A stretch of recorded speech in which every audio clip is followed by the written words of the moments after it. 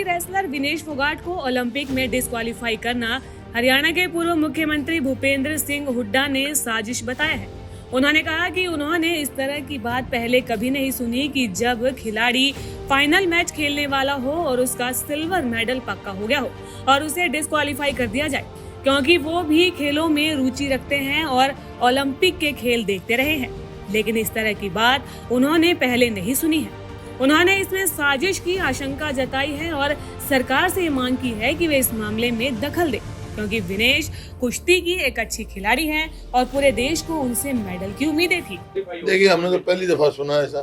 क्या कारण हुई मैं कह नहीं सकता हूँ। आगे क्या है, जब वो फाइनल में चली गई, पार्टिसिपेशन किया, तब कोई औचित्य नहीं था। क्या कारण बने मैं कह नहीं सकता कि उनका कारण है। और ये बड़ा दुर्भाग्यपूर्ण फैसला जो भी है, क्योंकि विनेश जो है हमारी बहुत अच्छी खिलाड़ी है और उसे दुनिया में नाम कमाया है। ये मैं भी हर बार ही ओलंपिक्स में उसमें खेलों में रुचि रखता हूँ, लेकिन इस प्रकार से सिल्वर मेडल आने के बाद, अधिकृत होने के बाद इस प्रकार से क्यों निकाला गया, कैसे निकाला गया, इसकी पूरी जांच होनी चाहिए और सरकार को पूरा इस पर स्टैंड लेना चाहिए। भूपेंद्र हुड्डा ने प्रदेश की भाजपा सरकार पर निशाना साधते हुए कहा है कि चुनाव के नजदीक जिस तरीके से सरकार के द्वारा घोषणाएं की जा रही है, इसे कुछ भी नहीं बनने वाला है। ये मात्र एक ढकोसला है। मुख्यमंत्री किसानों को एमएसपी देने के लिए अधिकृत नहीं है और ये केंद्र सरकार का काम है और केंद्र की सरकार को चाहिए कि वो किसानों के लिए कानूनी रूप से एमएसपी की घोषणा करे और उसमें प्रावधान होना चाहिए कि जो एमएसपी से कम खरीद करता है उसकी सजा हो। सरकार क्या मतलब सिर्फ गुमराह करने की बात है। जो अभी केंद्र ने एमएसपी दे रखी है, हरियाणा में तो वो उसकी भी एमएसपी नहीं मिलती।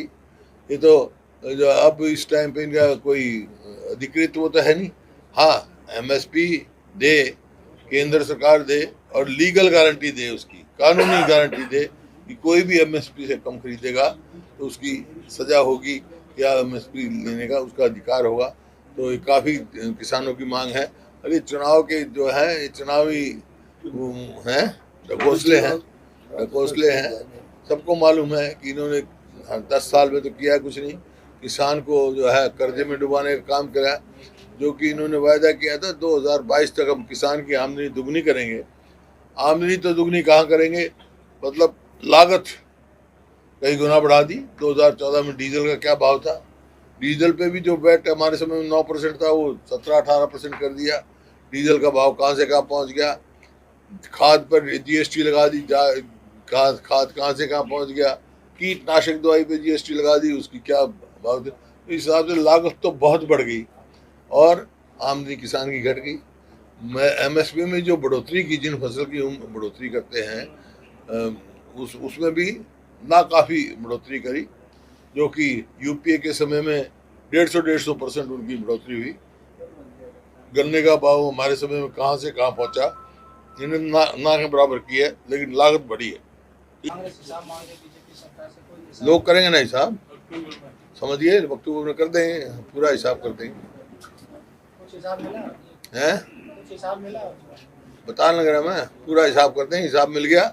जो प्रदेश प्रति व्यक्ति आय, निवेश, खेल खिलाड़ियों में, कानून व्यवस्था में, नौकरी देने में नंबर 1 था, आज बेरोजगारी में नंबर 1 है, आज महंगाई में नंबर 1 है, आज कानून जो अपराध में बहुत आगे चला गया, जहाँ फिरौतियाँ जिस प्रकार से मिल रही हैं, कोई इन्वेस्टमेंट नहीं आई। और खेल खिलाड़ियों को तो आप देख ही रहे हो, हमारी बेटियों किस प्रकार से उनको मजबूरी में जंतर मंतर बैठना पड़ा, अब तक नहीं न्याय मिला उनको।